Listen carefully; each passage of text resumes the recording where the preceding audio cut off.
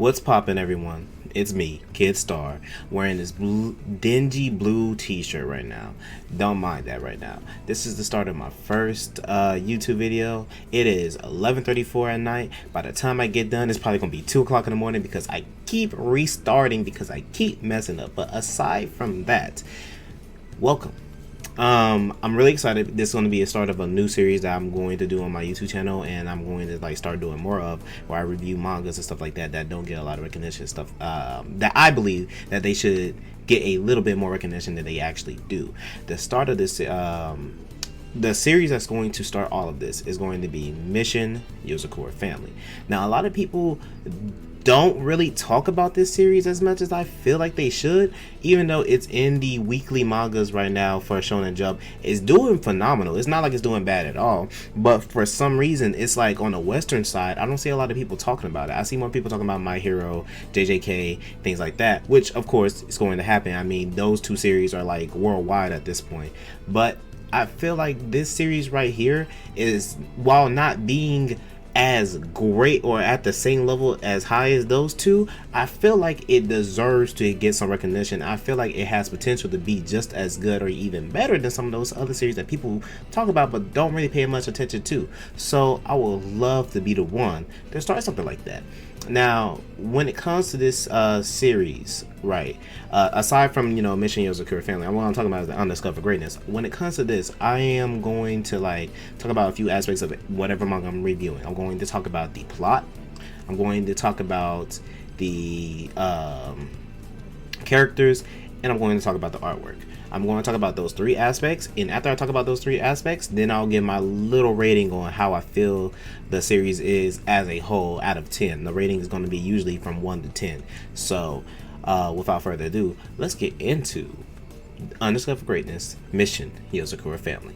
Before we begin though, I like to just point out that if you guys do enjoy the content, if you like the video and things like that, please hit that subscribe button, and also check out my Twitch, because I'm more active on my Twitch channel, Kid Star on Twitch, same name on the YouTube.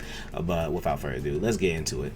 On a side note, please forgive me because I cannot speak Japanese. Do not expect perfect Japanese from me. I'm struggling right now to even say the name of the series. So when it comes to this next part, bear with it, because this is the best you gonna get out of me for a little bit. Again, like I said before, Mission Yozakura Family is one of the weeklies that I Mission Yozakura Family is illustrated and written by Hitsuji Gondaira, and it started serialization back in August 26th of 2019. Hitsuji Gondaira made two other series, one shot called Genjui Toteku and another series called Poro no Ryogaku Ki. Both are very short series, but they're very interesting reads, so I highly recommend checking them out if you enjoy Mission Yozakura Family.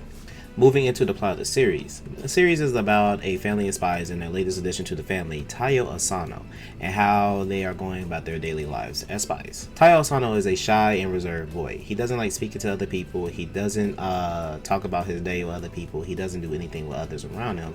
And whenever people try to get to know him, he has a panic attack and he ends up shivering and shutting down in the middle of a conversation. It seems like the only person he's able to have a conversation with without shutting down, it's Misumi Yozakura. However, Taiyo's normal and mundane everyday life is completely flipped upside down its head when Mitsumi's older brother, Kyoichiro, decides to go ahead and murder the kid for being involved with his sister.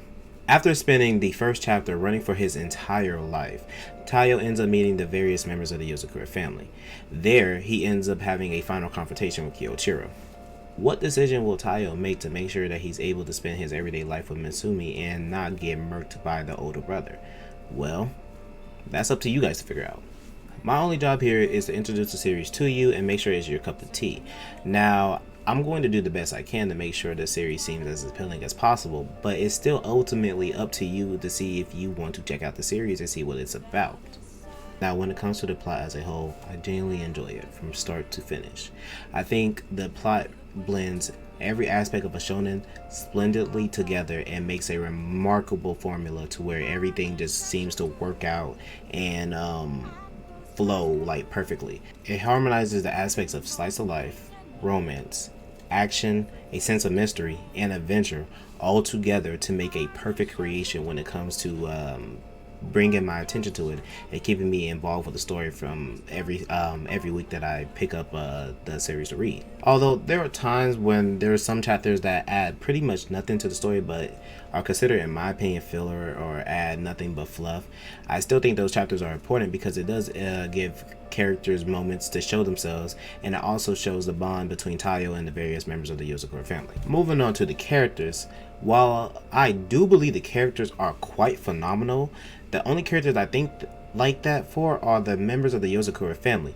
The other characters outside the family are a bit lacking and kind of like don't do much for me at all. That is for the most part my main gripe with the series. I do feel like the characters outside the family are lacking, but it makes up for by making the characters so phenomenal in their own ways and making the interactions between Tayo and the rest of these characters in the family so heartwarming and so enjoyable to read. Now, don't get me wrong, I do not believe that these side characters are bad by any means. I just feel like they're lacking. I feel like there is aspects of them that we are not even shown yet, and it's like kind of upsetting to not see more outside of the Yozakura family. But the Yozakura family is so well done that it kind of makes up for it, in my opinion. Now, when it comes to character development, Tayo Osano has probably some of the best development as a shonen main protagonist I've seen in the manga in a minute. He always battles this aspect of being a normal kid brought up into a world that he was never prepared for, but he doesn't cower away from it. He always does his best to always overcome the challenge and never runs away from the challenge, even when in my personal opinion, if I was put in that scenario, I'd probably be packing up my bags and leaving out that house in the next day. Tops. Thus, this makes him a very interesting character to watch and see develop throughout the entirety of the manga. Not only that, but his relationship with Mitsumi and the various members of the Yozakura family is very exciting for me to watch. I enjoy looking at the little moments when they do simple things, as in take their dog Goliath out for a walk, or when they just sit there and talk to each other and dote on each other and things like that. I genuinely enjoy those little moments as they spend as a family because it's never always a normal moment. Again, they're a family of spies, so things happen all the time. With just these aspects of the family and stuff like that, it makes the series very enjoyable. Hopefully the author decides to put more time into the other side characters outside the family and kind of bring all that talent that he has shown in the Yozakura family members into these other side characters. When it comes to the characters though, there is another fault I have to bring to everybody's attention. The antagonist of this series is very lacking. I don't really enjoy the antagonists. I think they're kind of lacking. I think they're boring antagonists and I don't really see much from them. Outside of basically just one of them. I never really get excited to see the antagonist. I always get excited to see what Tayo is about to do against the antagonist, but I never was like, yeah, what crazy thing is this dude about to do? No, I only was like, what crazy thing Tayo is about to do? What crazy thing this member of the Yozakura family about to do? I was like, I don't care about the antagonist. But there is one antagonist that I was like, yo, this dude is kind of nutty. And whenever I saw him, when he was first introduced, I was like, oh, okay, this dude, like, I look at the dude, I was like, the fuck he about to do? And then he did what he did, and then I was like, okay, well, you know, he's about that action, and he should be respected, yeah. Now, this is my favorite part about the series, the artwork. The artwork is just truly phenomenal. I was hooked on the first chapter when it came to everything. He does such a great job of making these double spreads and these double panels where it's like I'm looking at it and I'm like just jaw dropped and like absolutely enthralled with what I'm seeing. And I found myself at times looking back at the artwork on slow chapters and like, wow, that panel looks really beautiful. Wow, this background setting is like very well drawn and stuff like that. When it comes to the artwork at times in the double paneling, it reminds me of Bleach at times because what he does is he puts a blank background and just shows you nothing but the characters.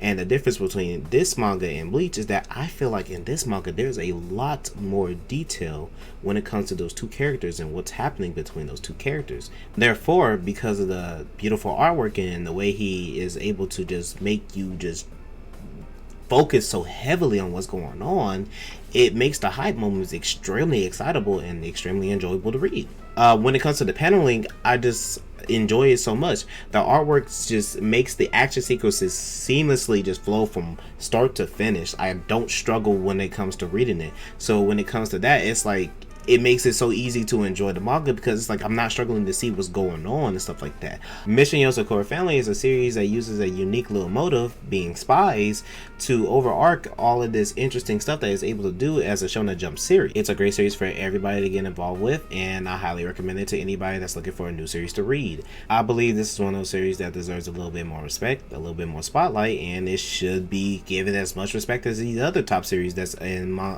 Shonen Jump right now. With that being the case, I give Mission Yozakura Family an 8 out of 10. It has interesting characters, a plot that masterfully blends romance, slice of life, action, mystery, and comedy all together, and it has great pacing. If you like the video, please subscribe to the YouTube channel. I have upcoming manga reviews, and if you also want to see more content from me, please check out my Twitch. With that all being the case, peace out, y'all, and thank y'all so much for checking out the first video. I appreciate and love you guys so much. Deuces.